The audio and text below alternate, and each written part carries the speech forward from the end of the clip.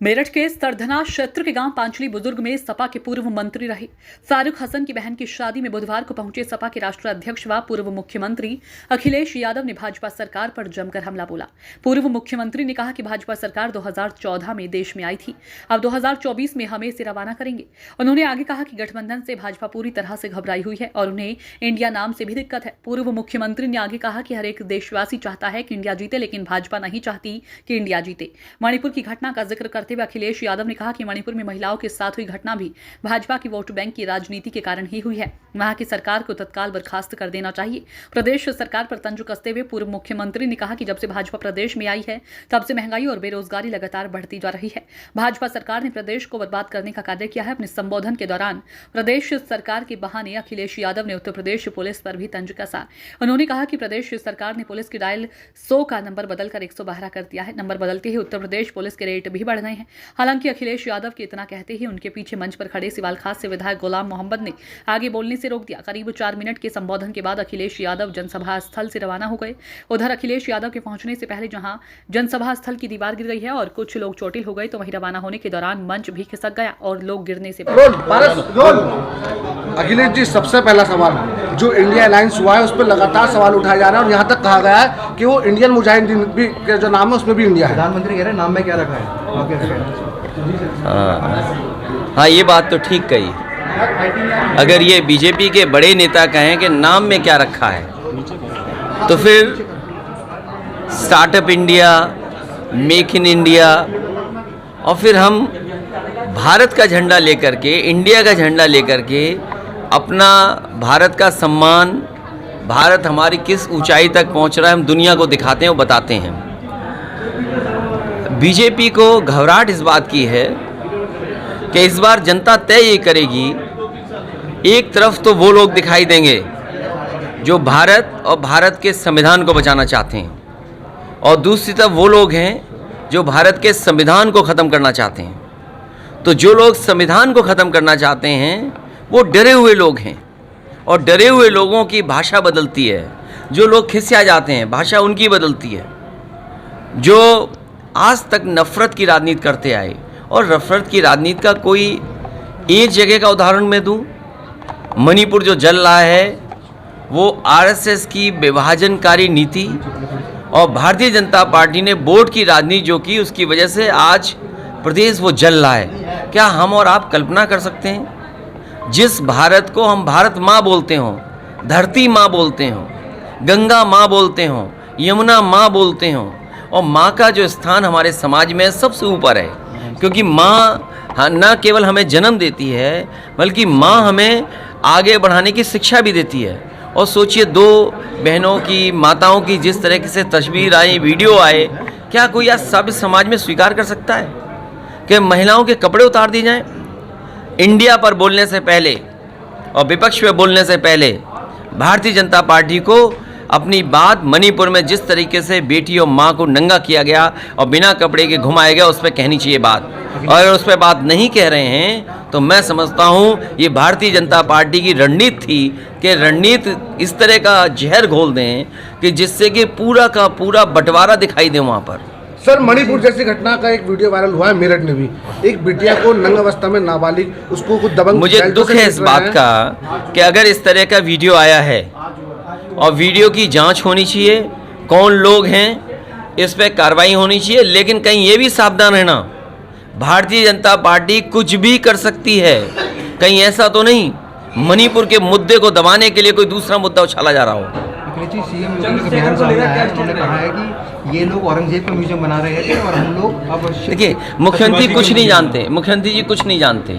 अगर मुख्यमंत्री जी कुछ जानते होते तो वो जो म्यूजियम था, मैं पत्रकार साथियों, सब नए लोग हो, आप नए लड़के हो, और शायद मुख्यमंत्री गूगल से कोई चीज़ सर्च नहीं कर सकते हैं, लेकिन मैं ये जानता हूँ यहाँ जितने हमारे पत्रकार साथी खड़े हैं वो गूगल पे सर्च कर सकते हैं। जो वो म्यूज़ियम बन रहा था, वो म्यूज़ियम इसलिए बन रहा था कि हमारा टूरिज़्म को बढ़ाया जाए। जो लोग ताजमहल देखने आते हैं उन्हें कम से कम मुग़ल सम्राट के समय पर या मुग़ल म्यूज़ियम के बहाने पूरे भारत की संस्कृति को बताया जाए, भारत की मिली जुली संस्कृति से परिचय कराया जाए। भारत की जो गंगा जमुनी तहजीब है उससे पीछे करा जाए। और जिस आर्किटेक्ट ने वो म्यूज़ियम डिज़ाइन किया था उसे यूरोप का 2023 का सबसे बड़ा अवार्ड मिला। सोचो, यूरोप का जो सबसे बड़ा अवार्ड आर्किटेक्ट को मिलता है, उस आर्किटेक्ट ने आकर के आगरा में डिज़ाइन किया। वो मुगल म्यूज़ियम इसलिए था क्योंकि ताजमहल से जुड़ा था, लेकिन उस म्यूज़ियम के अंदर जो संदेश था वो गंगा जमुनी तहजीब का था, मिली जुली संस्कृति का था, भाईचारे का था। और फिर मुख्यमंत्री जी कहते हैं, मैंने आज अखबार में पढ़ा कि शिवाजी जी से उनका बहुत पुराना रिश्ता है। अरे, उनकी माता जी से हमारा उनसे ज़्यादा गहरा रिश्ता है। और मैं ये बात कहूँगा आपसे कि आप भी वो बात गूगल ज़रूर करें, ये बात मैं क्यों कह रहा हूँ। तो ये बीजेपी के लोग वो हैं जिन्हें काम नहीं करना। अभी मैं आ रहा था मेरठ से करनाल रोड, ये उत्तर प्रदेश की सरकार की सड़क थी, इन्होंने NHAI को दे दिया। अब आपकी जेब खाली होगी, टोल लगेगा कि नहीं लगेगा। और इस सड़क पर नई ट्रैफिक व्यवस्था दिखाई दी मुझे, सांडों की, एक झुंड बना के सांड बैठे हुए थे। वो ये बता रहे थे कि आप स्पीड ज़्यादा तेज़ मत करो, अगर की तो आपकी जान चली जाएगी। और मुझे याद है वो दिन जिस समय एक बैंक का अधिकारी और कर्मचारी की सांड से टकरा करके जान गई थी और यहाँ पर धरना प्रदर्शन हुआ था। और जिस मुद्दे को प्रधानमंत्री ने उठाया वो भी आज तक नहीं ख़त्म हो पाया। तो महंगाई पे बात नहीं करेंगे, बेरोजगारी पे बात नहीं करेंगे, क्या बात करेंगे वो आप जानते हो। सर 2024 में इंडिया जो मोर्चा है ये कितना सफल होगा? देखिए, 24 में भारतीय जनता पार्टी का उत्तर प्रदेश ही नहीं देश में इंडिया गठबंधन सफाया करेगा। और एक नया इंडिया बनाने का काम। और इंडिया का मतलब क्या है? डी का डेवलपमेंट मान लो, डेमोक्रेटिक मान लो, और सबसे बड़ी बात है इंक्लूसिव है। जो ये बात कहते हैं सबका साथ सबका विकास, क्या इस इंडिया में इंक्लूसिवनेस की बात नहीं हुई? और वो इंक्लूसिवनेस जो अंतर्राष्ट्रीय गोल होते हैं उस पर मुख्यमंत्री जी ने बहस की थी विधानसभा में, याद करो, जक्कर करके। तो इंक्लूसिव बात कर रहे हैं, सबको जोड़ के चलना चाहते हैं, सबको खुशहाली के रास्ते पे लाना चाहते हैं। अगर इंडिया का मकसद ये है कि हमारी मिली जुली संस्कृति, इंडिया का मतलब ये है कि भाईचारा के हमारा संदेश, अगर इंडिया का मतलब ये है कि हम साथ लेकर के सबको चलेंगे, तो बीजेपी को किस बात की घबराहट है? 24 में यूसीसी और मणिपुर मुद्दा रहेगा सर? देखिए, 24 में एक ही मुद्दा रहेगा, बीजेपी को हटाओ, इंडिया जिताओ। यूसीसी पर क्या स्टैंड रहेगा? अरे, यूसीसी क्यों कहते हो आप? यूसीसी के खिलाफ हैं हम लोग, लेकिन उससे भी बड़ा मुद्दा है पीडीए। पीडीए क्या है? पिछड़े दलित अल्पसंख्यक मुसलमान भाइयों को कौन पूछ रहा, कौन सम्मान दे रहा है? पीडीए बड़ा मुद्दा है। पीडीए का मुकाबला बीजेपी नहीं कर सकती, ना इंडिया का मुकाबला कर सकती बीजेपी, ना पीडीए का। आप लोग उस क्षेत्र के हैं जहां गन्ने का इलाका है, बताओ भुगतान हो गया क्या? इन्होंने वही कहा था कि हम आय दोगुनी कर देंगे। सुनने में आ रहा है हिंडन में पानी भर रहा है, यमुना में पानी उफान मार रहा है। तो ये कौन जिम्मेदार है इसके लिए? लोगों का जीवन बर्बाद कर दिया इन्होंने। पानी भरा हुआ है, निकाल नहीं पा रही सरकार पानी। बताओ, जो सरकार भरे हुए पानी को नहीं निकाल पा रही है वो क्या दुनिया में आगे बढ़ेगी? और फिर बेच रहे हैं, CSC बेच रहे हैं ये लोग, CSC। अभी CSC बेच रहे हैं, फिर अस्पताल बेच देंगे। एक भी सरकार ने जिला अस्पताल नहीं बनाया जिस जिला अस्पताल में गरीब का इलाज हो पाए। आज मैंने अखबार में पढ़ा कि डेयरी बेच रहे हैं ये लोग, जो डेयरियां मुनाफे में चली जाती वो डेयरियां बेच रहे हैं। तो कैसी सरकार है ये? मेरठ पुलिस का एक दरोगा का वीडियो वायरल हो रहा है ठोकने का, उसमें क्या कहेंगे बच्चे? देखिए, पुलिस को, देखिए, मैं आपसे कहना चाहता हूँ, इतनी निरंकुश पुलिस कभी नहीं हुई होगी जितनी आज हमें देखने को मिल रहा है। और इतना करप्शन पुलिस या विभागों में कभी नहीं हुआ होगा जो आज हो रहा है। बीजेपी की सरकार ने, इन्हीं के विभाग ने ये जानकारी हासिल करने का काम किया कि कौन सा विभाग सबसे ज़्यादा करप्ट है, तो पता लगा पुलिस विभाग सबसे ज़्यादा करप्ट है। सरकार आकलन कर रही है और सरकारी जानकारी कर रही है। तो ये जो व्यवहार, बातचीत, भाषा या पुलिस को जो काम करना चाहिए था वो नहीं कर रही है, बाकी सब काम पुलिस कर रही है। अरे, यहाँ पर तो आपको जिन कावड़ियों पर मुख्यमंत्री जी फूल बरसाए हों, जिन कावड़ियों को हेलीकॉप्टर से फूल बरसाया गया हो, उनकी जान चली गई क्या 1 करोड़ और सरकारी नौकरी नहीं सरकार को देनी चाहिए? सर राली चौहान जाएंगे आप और धनपुर भी जाएंगे, क्या कहेंगे इन सब मृतकों के परिवार के लिए? दुख है इस बात का कि उन्होंने परिवार के सदस्यों को खोया, और मैंने जैसा कहा कि कांवड़ियों की जो जान गई है वो सरकार की लापरवाही थी, बिजली विभाग की लापरवाही थी।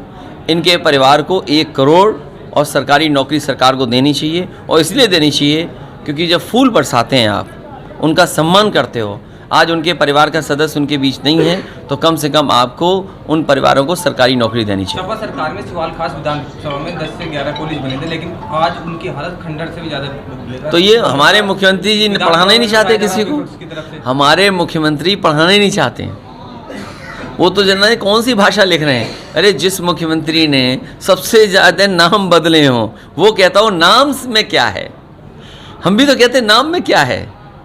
आपका योगा देखा, नाम में क्या है। आप ऐसे ही लोग हैं, नाम जरूर रखेंगे आप, लेकिन योगा नहीं जानते आप। कैसे सरकार डगमगा रही थी, याद है? योगा करते हुए पूरी सरकार डगमगा रही थी। एक नया इंडिया बनाने का काम चल रहा है। कहाँ पर? आपको जो अलायंस हुआ है। अरे ये नया इंडिया नहीं है, ये असली इंडिया है। नकली लोगों को हटाना है। कुछ पार्टियां परहेज करे हुए हैं, जैसे बहुजन समाज पार्टी करे हुए हैं इससे परहेज, उस पर क्या कहेंगे? किससे? इंडिया किसी भी अलायंस से वो इस समय ना बोल। देखिए, मैं किसी दल के बारे में कोई टिप्पणी नहीं करना चाहता हूँ। ओबीसी को भी नहीं लिया गया उसमें। किसमें? इंडिया में। क्यों, हम क्या हैं? इंडिया अलायंस हमारे साथ कितने हैं?